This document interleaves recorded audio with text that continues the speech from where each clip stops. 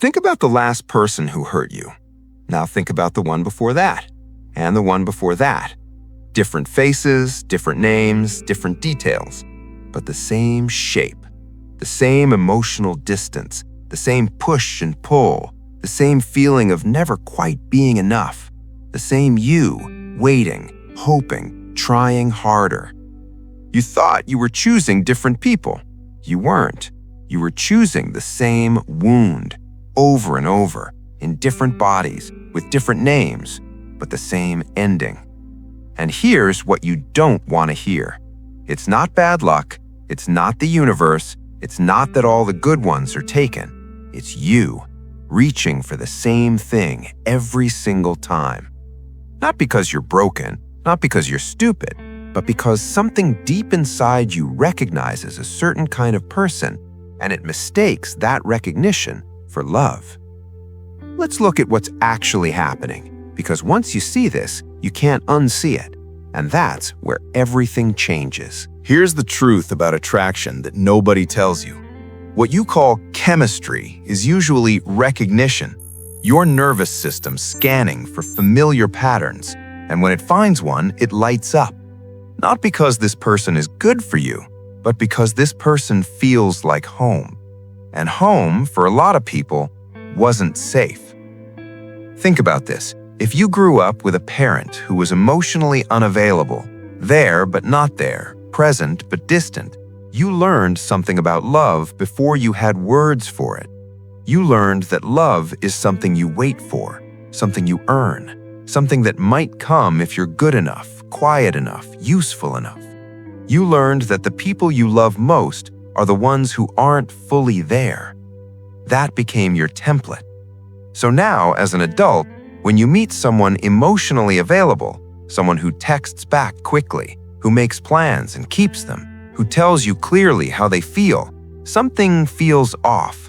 There's no spark, no tension, no electricity. You call it boring. You call it no chemistry.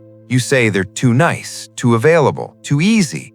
But what's actually happening is your nervous system saying, this doesn't match, this isn't love. Love doesn't feel like this. Love feels like waiting. Love feels like wondering. Love feels like almost.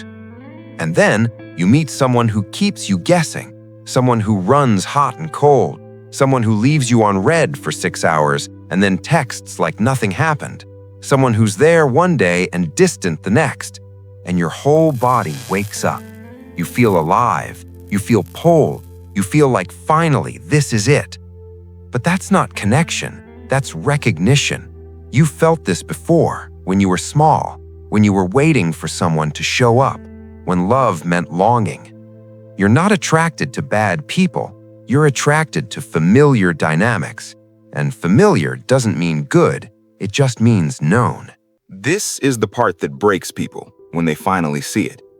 You've probably met good people, available people, people who showed up consistently and wanted to be with you, really be with you. And you walked away. You lost interest after a few weeks. You found something wrong with them. Their laugh was annoying. They were too eager. They didn't challenge you. You felt nothing. And you felt guilty about it. You thought something was broken in you. You asked yourself over and over, why can't I just be happy with someone who treats me well? Here's what was actually happening. Your nervous system was trained in a certain emotional temperature, a certain level of chaos, of distance, of uncertainty. That's your baseline. That's what feels like home. So when someone offers you calm, your body doesn't feel relief. It feels panic. If your childhood was chaotic, peace feels suspicious. If your childhood was distant, closeness feels suffocating. If love always came with anxiety, then a relationship without anxiety feels like a relationship without love. You've been conditioned to associate struggle with passion, waiting with wanting, uncertainty with excitement. So when someone offers you certainty, when they're consistent and clear and present, your body reads it as wrong, boring, flat. Not because it is, but because it's unfamiliar. And unfamiliar to your nervous system means danger. This is why you sabotage good things. When something goes well, when someone treats you right, when the relationship is calm, a part of you starts scanning for threats, looking for problems, creating distance. You pick fights about nothing. You suddenly feel suffocated. You start noticing flaws that didn't bother you before. You're not crazy. You're just trying to get back to what you know. Because what you know, even if it hurt, at least made sense. Let me show you how this plays out. You match with someone online. They seem great. You text for a few days and there's a rhythm. You're excited. Then they reply instantly, every time. No games, no waiting. And something in you goes cold. You don't know why, but you're less interested now. You tell yourself they're coming on too strong. You let the conversation die. 2 weeks later, you match with someone else. This one takes hours to respond, sometimes a full day.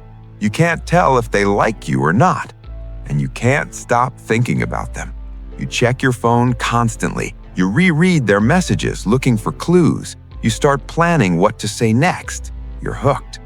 That's not chemistry. That's activation. That's your nervous system recognizing an old pattern and calling it love. The person who made you wait felt like desire. The person who showed up felt like nothing. But the only difference between them was which one matched your wound. There's a term for this in psychology. Freud called it repetition compulsion, the tendency to repeat painful patterns, not because we enjoy pain, but because we're trying to master it, trying to finally get it right, trying to rewrite the ending. Here's what it looks like in relationships. You find someone who mirrors the parent who hurt you, not consciously. You don't think, this person is emotionally unavailable just like my mother, perfect. But something in you recognizes them, and something in you hopes. The hope sounds like this. Maybe if I can make this person stay, maybe if I can make this person see me, maybe if I can finally be enough for someone like this, it'll prove I was always enough. It'll heal the wound. It'll rewrite everything. But it never works. You cannot heal the past with present people. You cannot get from a new partner what you needed from an old parent. The wound doesn't close because someone similar finally loves you. It closes when you stop needing them to. And here's the brutal part. When you carry the belief that you're not enough, when imposter syndrome lives in your chest, you choose people who confirm it, people who keep you at arm's length, people whose love you have to earn. Because on some level, their distance proves what you already believe about yourself. And when someone treats you like you're enough, when they're fully available, fully present, fully choosing you, it doesn't compute. It feels like a mistake, like they haven't figured out the truth yet. So you wait for them to leave, or you leave first. The pattern isn't random, it's a loop. And the only way out is to see it. So how do you stop choosing the same wound in different bodies? The first step is what you're doing right now, seeing it without judgment, without shame, just watching the pattern with honest eyes. Notice who you're drawn to. Notice who you push away. Notice what you call chemistry and ask yourself, is this connection or is this recognition? The second step is grief. And I know that sounds strange, but here's the truth. You keep trying to get from romantic partners what you didn't get as a child. And until you grieve what you didn't get, until you feel the loss of it, the unfairness of it, the weight of growing up without it, you'll keep looking for it in people who can't give it to you. You have to let go of the fantasy that the next partner will finally fill that hole. They won't. The hole was carved in childhood. And it heals through awareness, through mourning, through slowly giving yourself what no one else could, not through finding the right person. The third step is tolerance, learning to sit with the discomfort of healthy love, because it will feel wrong at first, flat, boring, like something's missing. That's not a red flag. That's unfamiliarity. Healthy love doesn't feel like a roller coaster. It doesn't feel like longing. It doesn't keep you up at night wondering if they care. And if that's what you've known as love, the real thing will feel like nothing at first. Your job is to stay anyway, to let your body learn a new definition, to remind yourself this discomfort isn't a warning, it's just new. The fourth step is this. Start choosing people based on how they treat you, not how they make you feel. Feelings lie, especially when your nervous system was trained in chaos. The spark you feel with emotionally unavailable people isn't compatibility. It's a trauma response dressed up as chemistry. So instead of asking, "Do I feel excited around them?" ask something harder. Do they show up? Do they follow through? Do I feel safe? Do they actually hear me when I speak, or do they redirect everything back to themselves? That last one, that's what we explored in the last video. You might be choosing people who never truly hold space for you, who shift every conversation back to their own experience.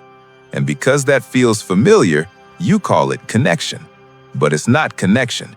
It's the same pattern, just wearing different clothes. Here's what I want you to understand. This pattern didn't start with bad choices. It started with what you learned love looked like, before you could choose anything. You watched, you absorbed, you built a blueprint, and then you followed it. That's not your fault, but it is your responsibility now. Because you're the only one who can update the blueprint. You're the only one who can see the pattern and say, "This is familiar, but familiar isn't what I need anymore." You won't get this perfect. You'll still feel the pull toward the wrong people. You'll still lose interest in the ones who are good for you. But now you'll know why. And knowing why gives you something you didn't have before, a choice.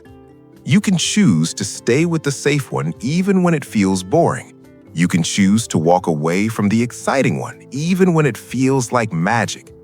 You can choose based on what you know instead of what you feel. And slowly, over time, your nervous system will catch up. The good ones will start to feel like home, and the old pattern will lose its grip. You don't have to force yourself to want the right people. You just have to understand why the wrong ones feel so right. That understanding is the beginning of everything. But even when you start choosing better, there's another pattern that shows up. One that keeps real intimacy at arm's length, even in healthy relationships. A wall you didn't know you built. We'll look at that next. If this helped you see something you couldn't see before, consider subscribing. This is what we do here. Not fixing, understanding. Stop fixing, start understanding.